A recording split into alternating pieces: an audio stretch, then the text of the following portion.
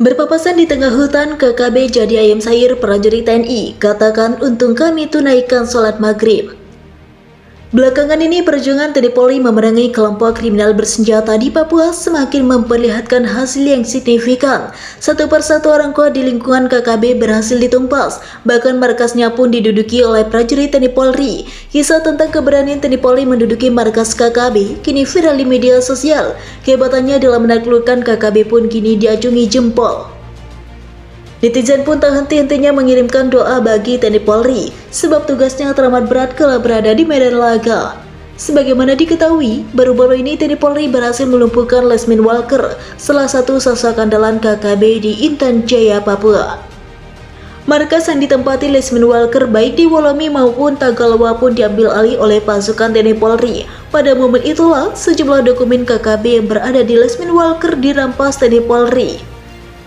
Insiden ini terjadi setelah sebelumnya TNI Polri mengeksekusi Ali Teo Kogoya saat yang bersangkutan sedang memata-matai aktivitas pos TNI. Insiden ini terjadi setelah TNI mengirim Tony Tabuni dan teman-temannya ke Lambaga. Ali Teo Kogoya merupakan komandan operasi yang dipercayakan Panglima KKB Egyanus Kogoya untuk menyerang TNI Polri. Sedangkan Lesmin Walker, komandan operasi yang dipercayakan Panglima Lalagang Telenggen untuk menunaikan tugas yang sama, yakni menumpas TNI Polri dari tanah Papua. Sementara saat itu sebuah video viral memperlihatkan detik-detik prajurit TNI berpapasan dengan komplotan KKB di sebuah jalur jalan tikus. Pertemuan tak diduga itu nyaris menjadi ajang baku tembak yang paling mengerikan di tanah Papua. Sebab kedua pihak sama-sama menenteng senjata api dan dalam kondisi berhadap-hadapan. Namun keberuntungan lebih memihak pada TNI Polri. Hal itu selain karena kehebatan aparat yang dibanggakan NKRI, tetapi juga atas campur tangan Sang Ilahi. Kisah ini amat menyentuh sehingga seketika video itu pun menjadi viral di jagat maya. Bahwa sebelumnya berpapasan dengan para pengacau bersenjata tersebut, aparat TNI telah bergerak hatinya untuk mencari air wudhu guna menunaikan sholat maghrib di tengah hutan. Maklum, saat itu hari hampir gelap dan telah tiba waktunya bagi umat muslim untuk menunaikan sholat maghrib. Ketika para prajurit TNI itu beralih jalan menuju sungai untuk mengambil air wudhu, tak lama berselang datanglah pasukan KKB yang juga melewati rute yang sama.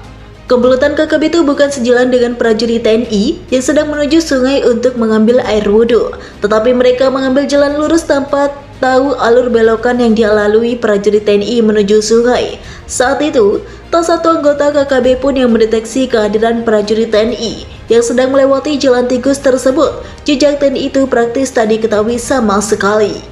Sementara sebelumnya, sejumlah pemuda yang menemani prajurit TNI melewati jalan tikus itu sempat mewanti-wanti tentang kemungkinan komplotan KKB melewati jalan tikus tersebut.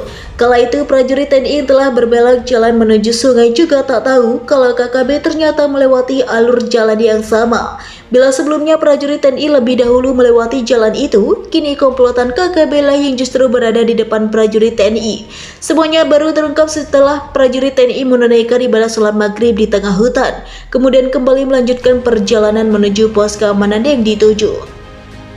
Lantaran hari semakin gelap, ritme langkah kaki prajurit pun kian dipercepat. Meski demikian, semua tetap waspada atas berbagai kemungkinan yang tak diharapkan.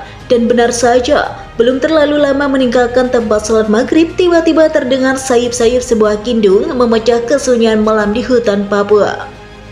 Suara nyanyian itu terdengar di kejauhan sana, pada arah jalan yang nantinya akan dilewati prajurit TNI ini. Manakala langkah kaki semakin dekat dengan sumber suara, semakin jelas pula terlihat seberapa banyak orang yang sedang bernyanyi di tempat itu. Bahkan terlihat beberapa senjata api yang diletakkan di samping mereka. Terlihat pula senjata tajam berupa parang, kapak, serta busur dan anak panah. Maklum, ketika itu KKB sedang beristirahat dan anggota KKB lainnya membakar onggokan kayu. Nyala api itulah yang membuat suasana sekitar menjadi terang benderang. Momen itulah yang digunakan prajurit TNI untuk membedakan personel yang memegang senjata api dan mana yang tidak sama sekali. Saat-saat situasi sedang tegang, tiba-tiba secara tak sengaja, salah satu di antara prajurit TNI menginjak kayu kering sehingga mengeluarkan bunyi cukup keras. Mendengar bunyian tersebut, gerombolan KKB pun secara spontan mengambil senjata kemudian menembak secara membabi buta. Mereka mengarahkan senjata ke sembarang tempat dan menembakkan secara tak teratur. Untungnya prajurit TNI telah mengambil posisi yang menguntungkan dengan bersembunyi di balik pepohonan besar. Pada posisi itulah TNI kemudian secara terukur mengirimkan hadiah kepada gerombolan KKB yang sedang melancarkan aksinya tersebut. Antara tindakan TNI itu tegas dan terukur sehingga 2 personel KKB pun dipastikan jatuh tersungkur ke pangkuan Ibu Pertiwi. Melihat rekannya terkena tembakan, KKB pun semakin beringas. Mereka menyerang peluru ke semua sisi dengan harapan bisa mengenai prajurit TNI. Tapi semuanya sia-sia. Setelah kontak tembak sekitar 15 menit lamanya, anggota KKB pun meninggalkan medan pertempuran sambil membawa 2 jenazah rekannya. Sedangkan di pihak TNI jangankan terkena tembakan, terluka akibat tembakan pun tidak sama sekali.